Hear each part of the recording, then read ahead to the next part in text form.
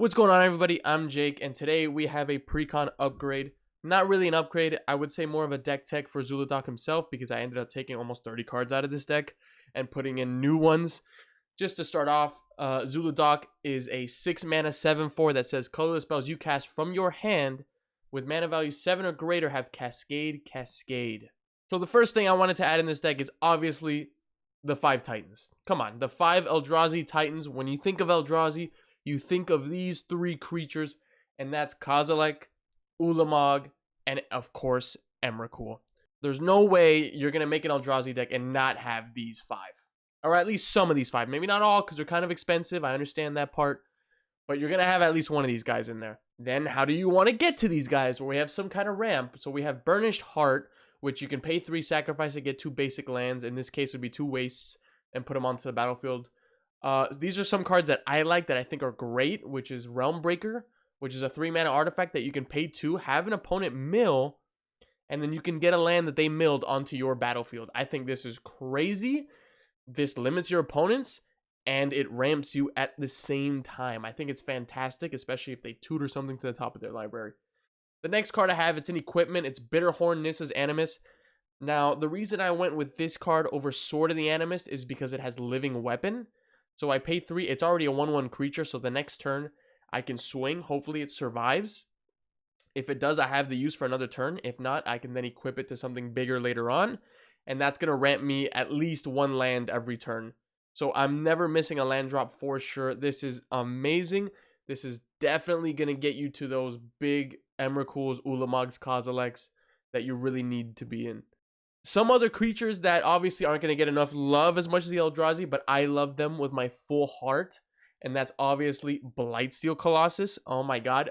I look for any reason to put this card in a deck. It is a massive 11/11 with Trample, Indestructible, and Infect. So if it connects without being blocked by a 2 power or 2 toughness or greater, it's an instant kill. And in this deck, you can definitely cheat it out with a couple of different things that we have. Moving on to the next creature would be Void Winnower. This card is just a fantastic Eldrazi stacks piece, where it says your opponents can't cast spells with even converted mana cost. So if their commander costs 4, they can't cast their commander. And they can't block with their commander either if the commander is on the battlefield. It's ridiculous. It's a great stacks piece that you can cascade into off of an Ulamog. So it's just like a double right hook to the face if you're the opponent. The next card, which is a really underrated Eldrazi, I think this is one of the best Eldrazi's out there that's not Ulamog, Emrakul, or Kozilek, and that's Conduit of Ruin. When you cast Conduit of Ruin, you get to tutor any colorless creature card with mana value 7 or greater. Any color, it doesn't have to be an Eldrazi, could be the Blightsteel you've been looking for. And it also states the first creature spell you cast each turn costs 2 less to cast. So maybe you already have the Blightsteel in your hand. Guess what? He costs 10 now instead of 12. And when you cast him, he's cascading off his mana value, which is 12, not 10 off the commander. Now, let's get into some of the cards that are going to generate you ridiculous amounts of value. To start off, we have Palantir of Orthanc. This is a 3 mana artifact that says at the beginning of your end step, you put a counter on it, you can describe 2, and then you can pick an opponent to choose whether you draw a card or you mill equal to the number of counters on Palantir, and they lose life equal to the amount of the cards you milled, their mana costs. So obviously in Eldrazi deck, when you pick somebody, they're going to be like, do I want to give him 2 cards or take 20 damage because 2 Ulamongs are at the top of the library? So it's a chance you have to take, but most often than not, you are going to be drawing cards, which is really important in this deck. Moving on, Zenith Chronicler. This is everybody's favorite colorless creature card that's cost 2 mana. Whenever anybody casts a spell that's 1 or more colors, each other player draws a card. It's not fantastic, but it does generate you value over time. What's important about this deck in general is that late game is your time to shine. It's going to help you set up for those end game splashy plays where you're throwing down 4 Eldrazi's. Moving on, we have Mind's Eye. Mind's Eye lets you draw cards on everybody's draw step as long as you pay 1. Moving on, we have Forsaken Monument, which is going to double the amount of mana you make, basically. And it's only 5 mana, which blows my mind. You have 5 lands, you cast Forsaken Monument, guess what? Your next turn, you can cast Ulamog. Ridiculous. The next card we have is a new card from this precon, which is Ugin's Mastery.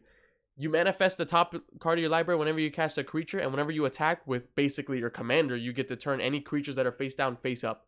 So that Blightsteel just became face up. It went from a 2/2 to 11/11 just by swinging at you. It's ridiculous. Now we move on to removal. That would be Ugin the Spirit Dragon, which is probably going to be one of the best cards in this deck. Its plus minus can get rid of those little pesky creatures for 3 damage. Anything that's giving you an issue, you can shoot it. And then its minus X exiles everything with a color. Everything with a color. Oh my god, you get rid of everybody's creatures and you swing free. Next up, which is going to be one of the best things in this deck, is All Is Dust. It's the same thing as Ugin, but this for sure hits everything with a color. You cast it, you swing, you win. Meteor Golem is another one that can just destroy any non-land permanent off ETB. Portal to Phyrexia, which I think is fantastic here, because ETB, everybody sacks 3 creatures. Each opponent sacks 3 creatures. And on your upkeep, you can bring back some of those creatures that hit the grave early on. And then this is also another new card. It's Rise of the Eldrazi. Oh my god, this card is beautiful. It can't be countered. You destroy target permanent, you draw 4 cards, and you take an extra turn.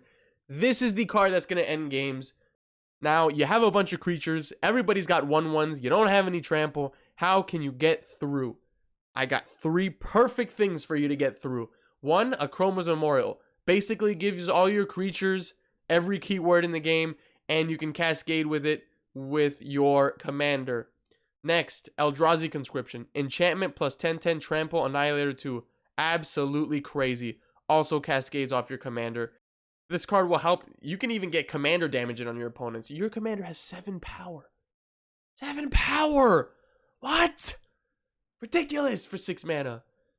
Next, last but not least, it's Commander's Plate. This is going to make all your creatures unblockable to anything with a color. The only thing that'll be able to block your creatures are artifact creatures and any colorless creatures. That's probably better to say colorless creatures. Now, I just want to mention one more thing. One more thing. That's it. One more thing, and you can go. You can have a nice day.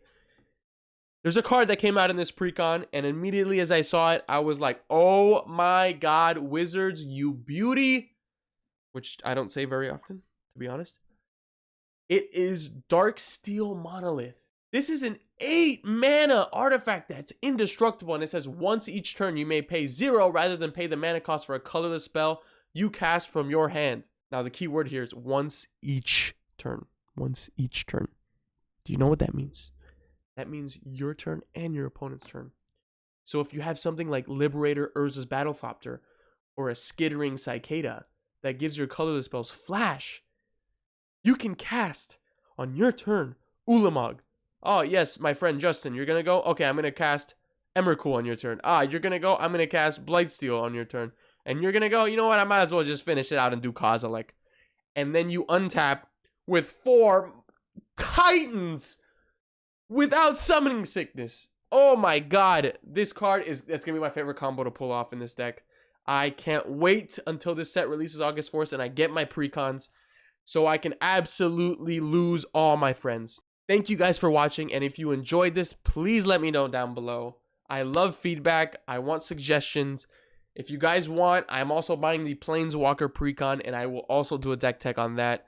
Just let me know down below. Other than that, please have a nice day, and I'll see you guys in the next video.